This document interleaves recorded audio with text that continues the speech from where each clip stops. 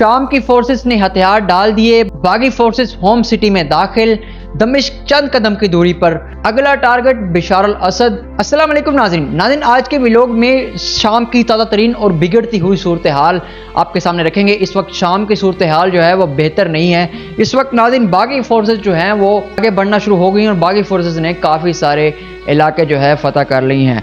नाज़रीन अब तक की सूरत हाल जो है कि दमिश्क चंद कदम की दूरी पर है। अगर ये लोग दमिश्क पहुंच जाते हैं तो वहां पर बशार अल असद मौजूद है। अगर बशार अल असद यहां से निकल जाता है तो फिर तो सारा कंट्रोल ही उनके हाथ में आ जाएगा। जब दमिश्क आ गया समझो शाम और लिबनान भी उनके हाथ में आ जाएगा और ये हालात जो है वो काफ़ी बिगड़ जाएंगे। अभी नाज़रीन अभी की लेटेस्ट अपडेट ये आ रही है कि बशार अल असद को जो है काफ़ी सारी बजाय मुस्लिम कंट्री हो या दूसरी कंट्री से मैसेजेस आ रहे हैं। उन्हें कहा जा रहा है कि आप जिस मुल्क में जाना चाहते हैं उनको ऑप्शन दे दिए गए हैं, आप उठाएं, अपना रिज़ाइन दें, अपना इस्तीफ़ा दें और यहाँ से चले जाएं। या ये मुल्क हैं यहाँ आपकी फैमिली समेत आपको हम पनाह देंगे। नाज़रीन दूसरी जानब रूस और ईरान बशार अल असद को कहता है कि आपने किसी तरीके भी इस्तीफ़ा नहीं देना, हम आपके साथ हैं, हम हर हद तक लड़ने के लिए तैयार हैं। अब नाज़रीन जहाँ पर सूरत हाल जो है वो इसमें जो नाकामी है वो रूस और ईरान की इंटेलिजेंस एजेंसी की भी नाकामी है।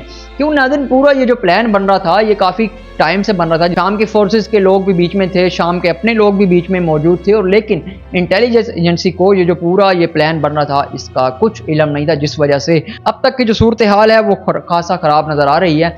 अभी ये सामने आया कि गवर्नर हाउस में भी बागी फौजें दाखिल हो गई हैं। नाज़रीन अगर बशार अल असद यहाँ से निकलते हैं, क्योंकि उन्हें ये कहा गया कि अगर आप यहाँ से नहीं निकलेंगे तो आपका कज़ाफ़ी वाला हाल होगा। और नाज़रीन ईरान और रूस चाहता है कि बशार अल असद यहाँ रहे और बशार अल असद की हम पूरी सपोर्ट करेंगे, क्योंकि ये ज़ाहिर सी बात है अगर बशार अल असद निकल गया तो जैसे अफगान सदर का हाल हुआ था तो वैसा ही ये पूरी सूरत हाल बन रही है।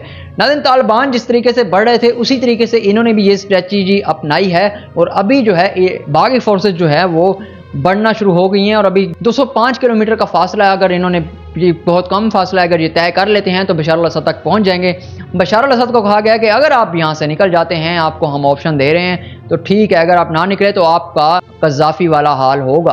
तो नाज़रीन उनको भी धमकाया जा रहा है, डराया जा रहा है। खैर ईरान रूस चाहेंगे तो इनको किसी और अपने मैस्को में या फिर बशार अल असद को तेहरान में पनाह दी जाएगी और भी इनके पास जगह है, लेकिन फिलहाल जो है बशार अल असद वहाँ पर मौजूद है और अगर बशार अल असद यहाँ से निकल रहा है तो फिर सूरत हाल जो है बिगड़ जाएगी। नाज़रीन इसराइल और अमेरिका ने भी ईरान और रूसी मिलिट्री फोर्स पर अटैक कर देना है। जब ये वहाँ से अटैक करेंगे तो फिर नाज़रीन लड़ाई बहुत आगे बढ़ जाएगी, ये जंग छिड़ जाएगी, लिबनान की जंग भी वहाँ से छिड़ेगी।